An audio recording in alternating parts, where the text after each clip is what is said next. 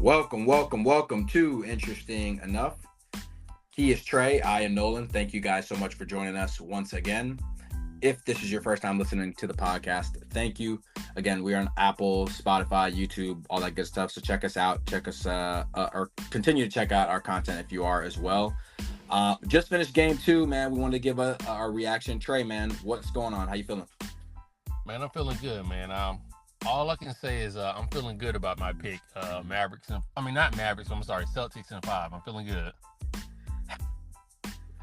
Me and JP thought it was surprising when you gave that pick, but you are setting up looking good right now. But I got a couple, we got a couple things to or a couple boxes to check, I should say, before we can really call this series completely finished. But as we're recording this fresh after the game. The game might have finished 30 minutes ago. Um, Celtics 105-98 beat the Mavericks, take the 2-0 series lead. I have some notes that I took for the game, but I want to give you the floor because this is the team you picked, and tell me how you feeling about. Obviously, I know you feel good about the Celtics being up 2-0, and what you like from the Celtics on their end, and then I'm gonna kind of guess in a way defend the Mavericks a little bit because I think there are some things to be done, and I don't think the series is I don't think either of us think the series is completely over, but I think I might be slightly more optimistic than most is going to be tomorrow when I when we watch ESPN. Well, I mean, okay, I'm gonna say this as far as the Celtics point of view, and it's what I tried to emphasize when we made the series predictions like last week. It's Hmm. just that I think Luca is the best player on the court. I think I can say that without a doubt. And you might be able to make the argument that Kyrie's the second best player. I think it's a close tie between him and Jason Tatum. I think I give Tatum an edge, but again, there's an argument to be made. But then when you go 2 through 7, I want everybody that the Celtics has, Mm. or 3 through 7, I should say. Yeah. I just think the Celtics are so much a better team. Like even when the Mavericks are up, 6, 8 points, it seems like the Celtics can make a 13-point run, and then the Mavericks can never catch back up. I mean, defensively, they're throwing Jalen Brown, they're throwing Tatum at Luca points. They've even had Porzingis switch on Luca a couple times that we saw this past game. They're just making it so difficult for Luca to get easy baskets and to score. And he's doing a good job of scoring, but they're just making it so difficult for him. And then Drew Holiday and Derek White, they're making it so difficult for Kyrie Irving. And you and I think we both can agree that Kyrie Irving is one of the most skilled offensive players that we've ever seen. I know we've said it before. Yeah. He is. But when you just got an onslaught of guys that you could throw at somebody, I don't care how skilled they are, you can wear them down. And Kyrie is only 6'2", 6'3". So he does have size limitations where a taller, longer guy can affect him. And Drew Holiday and Derek White, they both fit that bill. And then if Jason Tatum and Jalen Brown get switched onto him, it's not like they're chopped liver. They can handle their own. So I just think from a defensive perspective, Boston has just so many pieces that they could throw at Dallas that is just making the series so difficult. That's a good point. I mean, I want to touch on the Kyrie point a little bit later, because I think it has a little bit, a couple layers to it. But to your point, the Celtics have handled business and they've done what they were supposed to do. I took a note. I was just writing a couple notes while watching the game. I got in my Rosillo Bill Simmons bag because and sometimes I do write some notes, so this isn't like out of the ordinary. But I wanted to like make sure I highlighted a couple things that like stuck out to me. And in like I think it was the second quarter, Luca made two incredible passes, and the one I remember, the one was to like the wing. I think it might have been Kleber. He missed it, and then actually you probably remember this. He drove to the baseline. It was like one of the first times they actually had like kind of doubled him. He swung it, a credible pass to Kleber. He missed it, and I think it was like a couple possessions later. He did a similar pass to Green in the corner, and he missed it. And I remember thinking after that, and then of course I was as I was writing the note, the third pass he does that the no look to Derek Jones in the lane for the dunk. So of course, but I was writing the note and I was thinking, man, Luka's making these incredible passes and guys aren't hitting shots. And I think that's going to be something that they're going to take away from because outside of PJ Washington, and we can both agree, PJ Washington had an excellent game today. Excellent Yeah. game on probably on both ends of the floor. And really, without him, they're not even really in this game. So they're not really getting production from anybody else. And I know I threw out the idea with the Tim Hardaway Jr. thing, and I know you were saying like, yeah, he's not going to really pass or anything. But man, they really can't even hit shots. I mean, I was just like on my knees, happy, praying Dante Exum's 3-point shot went in, and it did. Like, to at least make this a game, bro, because they didn't have anybody else to make any shots. And it's like, I love Josh Green, by the way. I'm a Josh Green fan. I think actually he does a great job defensively, and I think Doris Burke or Reddick, somebody highlighted the job he's done on Tatum, and I like his physicality, his energy. He kind of reminds me of Neesmith for the Pacers, but he's not a shooter, and they don't really have anybody else to shoot any shots. Kleber is traditionally a better shooter. He was 0 for 2 today from 3, 0 for 4 overall. He's also coming back from a major shoulder injury, right? So, like, I'm gonna give him a little grace there. But they don't have anybody to make shots, and that's the problem. And then the second thing was I wrote down Boston responded to all the Luka punches. Trey, you remember like in the that first and second quarter, really the whole first half, Luka was making tough. I mean, actually, they weren't all tough shots. He was just making shots, and you kind of felt, hey, this is one of those Luka games. He really, really has it going. But then they were never able to either separate to even get a lead, or when Boston would just kind of maintain the lead. And the one that kind of hurt the most was that Pritchard, like the half court one at the end of the third. Like, that hurts. Like, they cut the lead, I think, to 6. Pritchard hits it, it goes back to 9. So I was worried at halftime before that, even that third quarter shot. I was worried because I was sitting there thinking, well, if Luka's playing this well, they should be at least ahead of this game, not behind, or at least have a bigger lead if they are going to have a lead. So that was something that was worried to me as well. But yeah, those are the two things for Boston. I do have another point on Boston, but I wanted to get your reaction to that, because were you feeling as the game was going on, as Luka was playing well, like maybe in a little uneasy feeling, kind of like I was? No, I definitely was having an uneasy feeling, but I think you said this in the first 30 seconds. Nobody else was hitting shots, even though Luka was having a great game. That's the part that just, if I was a Boston fan in this case, that's the part that would make me feel a little bit better. Like, nobody else was hitting shots other than PJ Washington. Like, even Yeah. Kyrie, I think he was like 7 for 16 or Seven something for of that eight. nature. Yeah. 7 for 18, 0 for 3 from Okay, 3. Yep. thank you. 7 for 18. Like, even Kyrie didn't have his greatest game, and it's just like, this team, they honestly remind me so much of the LeBron and Kyrie Cleveland team, where you have a wing player that's probably a point guard, like that's the best player in the team. You have Kyrie Irving, the shooting guard is masquerading as a point guard that you really need to get buckets, and then you have a whole bunch of other role players that may or may not show up. Like, that Cleveland team, in order for them to win in 2016, both of those guys had to be on. Like, I think we know, like Kyrie and LeBron, I think they might have had like a 40-point game, maybe twice, back to back, like 2 40-point games back to back, in order for them to win the series. And what I'm saying is, I think that Luka and Kyrie were going to have a series like that, where they're going to have to carry the heavy burden of scoring for the Mavericks. Luka's going to have a 40-point game, and Kyrie Irving's going to have a 30-point game simultaneously. There's no other way. I just don't see it at this point. So in the Cleveland team you're comparing, are you comparing them to the 2016 team, the Yes, one that won it? Okay. 2016. Because I like the point going with Cleveland. I actually would more compare them. I wouldn't compare them to the 2016 team, because this team doesn't have a player as good as Kevin Love, right? Like, respectfully, Kevin Love was still an all-star caliber player at that point. Even if he wasn't putting up those numbers, you could still rely on him. It wasn't like ridiculous where they don't significantly have a third guy. I actually think this is more comparable to, it's not the same because they don't really have Kyrie, but like, it almost feels like that 2018 team, the LeBron team that got to the finals on their last leg there with the LeBron's last year in Cleveland. Almost feels like that, where LeBron kind of has to do everything. But Yeah. they might have not even had the second guy because Kyrie was gone. So yeah, it's a tough comparison, but I do like the idea of that you basically have two guys and no one else to rely on.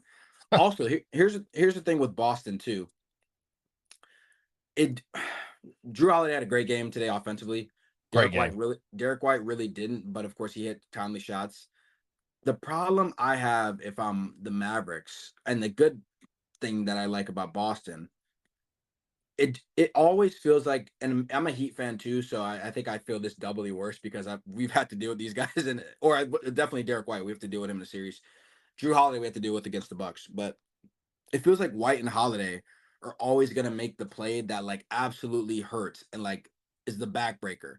And it's not even like, how many times you watching a Celtics game where they need a play and it's not even like always a shot. It's like it's like an offensive rebound right? Like it's like a and or how about the Drew Holiday had the offensive rebound in the second quarter where he got the offensive rebound from the corner, then dumped it to Tatum, right? Like he makes the play that hurts. End of the shot clock bucket. Derek White almost made an end of a shot clock play like heroically, and then I think he had one or somebody had one later in the game. I don't know if it was him, but they always seem to make that play. And then of course what they do on the defensive end. And you know the play I'm talking about, the steal that he made that they set up because of the constant ball pressure from Drew Holiday. I mean, it's got to the point that guys don't even want to dribble up the court. Even Luca, he's just like, I'm not even fighting this guy up the court. Like, just push the ball ahead and go. We like he's just literally not fighting it. And then they were almost about to get an 8-second violation. Luca had to throw the ball, and Yes. Derek White is just like a free safety back there, reads the play, gets it, and then the part that hurts about that, I don't know if you noticed that this part here in the replay, but they get the steal, they pass it up. Holiday gets it. I think he throws it to Horford, who gives it back. And Lucas kind of gets in that pouty mode, and he didn't even put a contest or a hand up. And then Oh yeah, Holiday I hits remember that that. shot. Okay, yeah, yeah. So I didn't really notice that at first because the play happened so fast, but I was like, wow, okay. So that's one of those Luca moments that you don't like. But White and Holiday are the keys that are driving this team. Because if you look, let's see, uh, Drew Holiday had 26 points tonight. You and I can agree he's probably not scoring 26 points again in the series. Not because he's not very good. It's just, that's not really the game plan for him. But he was 11 for 14. Derek White, he had 18 points, 4 for 10 from three. Wasn't great tonight offensively, but he made the key plays defensively to help as well. So like those two guys are the guys that are making plays when it counts. To your point with Dallas, who are the guys, the role players that are going to make plays when it counts? I don't have a guy. Nolan, that's the I don't problem. have a guy. That's the And problem. I really I couldn't listen. Dallas, they're gonna have to hope and pray that like again, it's the person you text me when we are talking damn Hardaway, Tim Hardaway. Like they Yeah. just gonna hope somebody like Tim Hardaway just has a game where they just have a heater and they go like 6 for 8 from the 3 point line. Like or Dante Exum goes 3 for 4, but like he hits timely baskets. Like there's just nobody you can count on. Like that's the issue. There's nobody that can reliably say, you know what, this is the role player that I can count for 15 to 18 points. Yeah. And that's what's making it hard. Now, let me flip it into the Dallas perspective real quick. I'll talk about the things I didn't like today. We got to get some more out of Kyrie. I think we got to start there. You got to get some more out of Kyrie. At 16.7 for 18. It wasn't the worst game ever. However, there's a lot of pressure on him and Luca to consistently be great if this team wants to win the championship. And by the way, they have been great for the majority of the playoffs, for the exception of a handful of games, a couple of games here and there. Kyrie's got to be this guy. Like he's got to be this guy. I understand he's in a great pace mentally and everything, and then I'm happy for him in that respect. Luca needs more help, so he's gonna have to step up. He's gonna have to find a way. And I don't necessarily know if it's the ISO ball because Jalen Brown and Tatum and these guys are taking the challenge. They got to find a way to continue to move the ball and like get. And this is like on more on Jason Kidd for anything else in the staff. Find ways to get these guys some easier shots. So I think that'll help too. And then the other thing, I mean, you talked about it with the bench guys. I think they have, something left in the table. And I guess I'll just go positive since I was going to lead to this anyway. If you're Dallas, your your margin for error is smaller, right? Because you didn't win any of the games in this series. However, we've seen teams come back from 0-2 in series, and we think the series is over, and they come back and win the series. This just happened actually a couple years ago. We remember the Phoenix series with the Bucks. I mean, people were crowning the Suns the championship. You know what I Yep. mean? And again, different team, different situation. I know this is not as good of a roster, and they're playing a juggernaut. But I'm just saying, if you're them, there's no need to panic or anything like that. You got to go home and you got to handle business. Obviously, this is game three is a must win, so you got to go home and handle business. Here's the positive thing: you're getting good Luca. I think Kyrie will play better just from his history. Role players traditionally play better at home. So you have a good shot of some guys hitting some baskets. And then I think with Dallas, you have another ace in the hole with a Tim Hardaway or maybe a Jaden Hardy, somebody that you can throw into the game that could potentially be a spark plug. And if they are hitting shots, you can maybe rest Kyrie or Luca or stagger their minutes a little bit differently, give them spot them a little bit better rest. So you got that thing going as well. Here's the second thing I would say, or second or third. They're defending the Celtics, I think, a little bit better. If we noticed in this game trade, they're defending them a little bit better. Tatum and Brown, when they put their head down and decide to go to the basket, there's really not much you can do about it because those guys are excellent. But to be honest, if you're holding Jason Tatum to 6 for 22 from the field, we still saw some of those contested threes. He was 1 for 7 from three. Jalen Brown was 1 for 5 from three.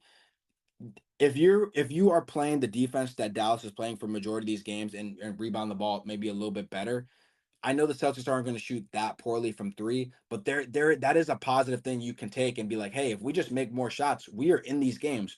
We're holding the Celtics to 105 points.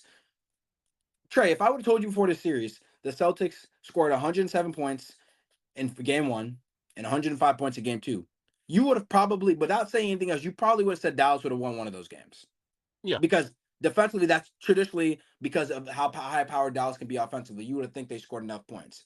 So to me, the defense is not the worst thing in the world. They just got to get back to what they're doing and score the ball. Sometimes it's just that simple.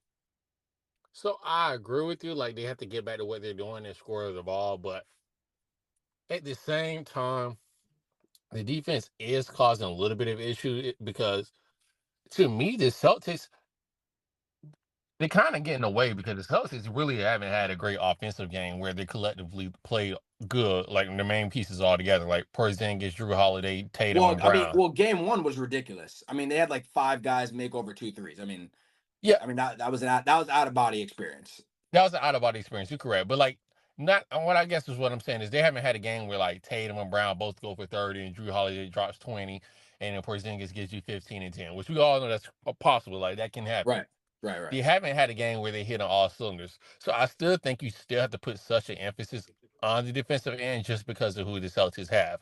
Again, I'm not the biggest Tatum fan. I text you during the game. I say, hey, I think Tatum is a kind of underwhelming superstar. Superstar, no doubt, but underwhelming just because he doesn't seem to really deliver at the highest level like you really would expect him to at this point in his career. But nonetheless, they have Tatum, they have Brown, they have Porzingis, they have Drew Holiday, they have Sam Hauser, who's a good, six man off the bench. Like they just have a good team. So I just think you still have to emphasize defense. I know what you mean, but like Hmm. they could blow you out. I guess is what I'm getting at. That's true. That's true. And Boston has played really well on the road throughout the year and the postseason as well too. I got to say this about Tatum. How did you think he played? Because I actually thought he played a really good game tonight. I know he didn't shoot the ball great, but what he did defensively, he almost had a triple double. He had 12 assists. I mean, he was really getting to the paint, making things happen. I actually thought this was an excellent playoff game for a guy that didn't shoot the ball very well.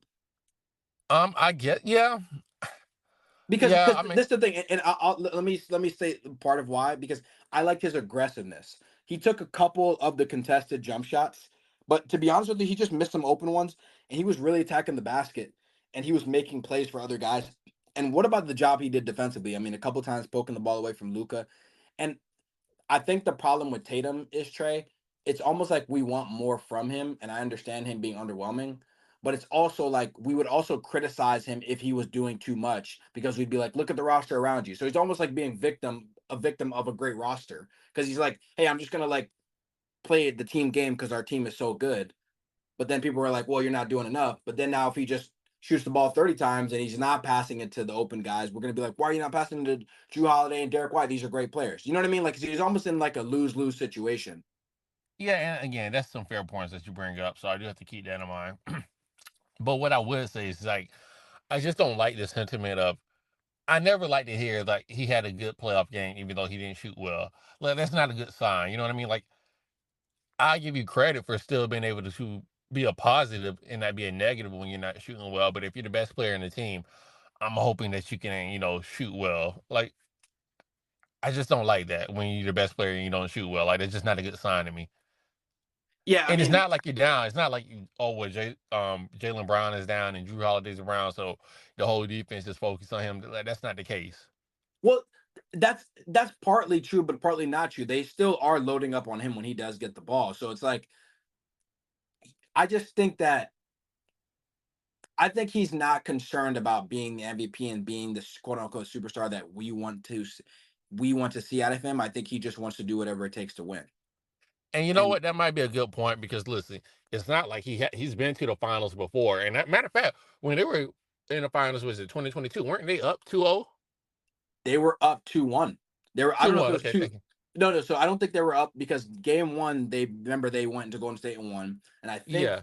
I don't think they won game two. I think it was a situation where they won game, Golden State won game two, and then game three, they went back to Boston. So it was, yeah, it was 2-1. And that's when Curry had of course, the legendary game four. Okay. Yeah, thank you. So they were up 2-1. So like he's been in this position before, like you said, where he's been up. So like you're right. Maybe he just at this point in his career where he's like, I don't need to be the superstar, like, quote unquote best player in the league, what the pundits might say. I'm just trying to win the championship and put that on my resume because he's been to the highest peaks before and he's come up short. So maybe this time he's just like, what, I'm gonna do whatever it takes to get the W. I can't see that. I can side with that. And to be fair, we did criticize those guys, him and Jalen Brown. If we look back 2-3 years ago, we were saying, hey, these guys are not great playmakers. They're not getting their teammates involved. They get buckets. They're not doing, you know what I mean? Like we were having these conversations, not just you and I, but everyone was having these conversations. So it's kind of like they are playing basketball the right way. And again, we got to emphasize, and we can't emphasize it enough. Look at the guys around them. I mean, I can't even blame the guy. You know what I mean? Like, look at the guys around him. I can't even blame the guy for passing the ball to Derek White and Drew Holiday. Like, these are great guys. Even Hauser, Pritchard can shoot it. I mean, like, Porzingis. Yeah, I didn't even mention Porzingis. Now, Porzingis was limping, Trey. If there is an avenue for Dallas to sneak their way back into things, if Porzingis is in any way gimpy, things are a little different. It's a little, like, we gotta admit it's a little different. Like, it's a little different if Porzingis ain't in there. And look, listen, I still think Dallas can win this series. I'm not out on Dallas. Obviously, I'm gonna stick with my prediction because I predicted them, so I'm gonna be stubborn as hell regardless. But but I'm not out because if they win game three, depending on how they win it, we could be having a conversation about, hey, they're right here to tie up the series. And of course, I'm sure. Look, I know your prediction was Boston at 5, but I know you probably want a long series if it means great basketball, right? Like Oh, I do. prediction, yeah. So prediction aside, it's like, hey, if you can get a 7-game series, that's what we all want, right? Everybody And I wins don't at care that about point, either of these two teams. Like I'm not a fan of either of these two teams. So like, right? yeah. Yeah. So you're just making a prediction to make the prediction, but yeah, obviously it doesn't matter. But like Dallas, I think they're going to come out with a level of desperation. I expect the role players to hit some shots and win game three. I would be surprised if they went down 3-0. I mean, even if your prediction ends up being Boston at 5, I still think that the game that they would win if they are going to win one would be game three because I mean, it's a death sentence if you don't. So, we got to see what happens with the injuries with Luca. Now, is Luca fully healthy? I mean, he had a great game. Yeah, it's just a lot of different angles to go with this, but at the end of the day, I don't want to say that the series is over. That's the main thing I'm harping on because we've seen this happen before. However, some of the things that's happening with Dallas is essentially, and tell me if you agree with this, the things that we have the issues with Dallas role players are basically the reason why to begin the playoffs nobody was picking them to win the championship. No, that's 100% correct. 100% Right. correct. And then now we've got to this point, and then it's like it's almost like they're not playing as well as they've played up to that point. It's funny. This is almost a little bit like how the Heat were last year. Caleb Martin playing out of his mind, Gabe Vincent playing out of his mind, Max Strus, right? Like, I really Jimmy love that comparison. Like they just got hot. That's a Yeah, great comparison. yeah, yeah. Everybody remembers Jimmy Butler having the big playoff games, but nobody knows that once Jimmy Butler got hurt in that Knicks series when he rolled his ankle, he never had a game over 30 points the entire rest of the playoffs. So like people forget about that. Like it kind of like dwindled down a little bit, but the rest of the team was playing so well. And then what happened in the finals? Outside, obviously they were playing a more talented team, but you remember the Max Strus game one. Gabe Vincent wasn't really hitting shots. Caleb Martin was nowhere to be found. So it's kind of like one of those things where like the reason why you wouldn't have picked the team to start the year or from the beginning of the playoffs is basically rearing its ugly head now. So I guess I'm maybe the people like myself that predicted Dallas were a little bit too overzealous, but I don't know. I still think there's something left on the bone. Even if I can't rely fully on the role players, I'm gonna go with your point. If we're gonna get that Luka production, we got to think at some point we got one or two Kyrie games left in us. You know what I mean? That's gonna be pretty spectacular. I mean, we do, and that is how they're gonna win. Like Yeah. exactly that. They're going to have some Luca and Kyrie heroics. And again, the Mavs can still win this series. I would not be shocked at all if they won the series. They have the best player on the court, and like I said, Kyrie might be the second best player. I mean, that's the argument. I'm not going to go into it today, but like they have good players. Like their 1 and 2 punch are really good. Like Wait. people, Kyrie being the second best player in the series?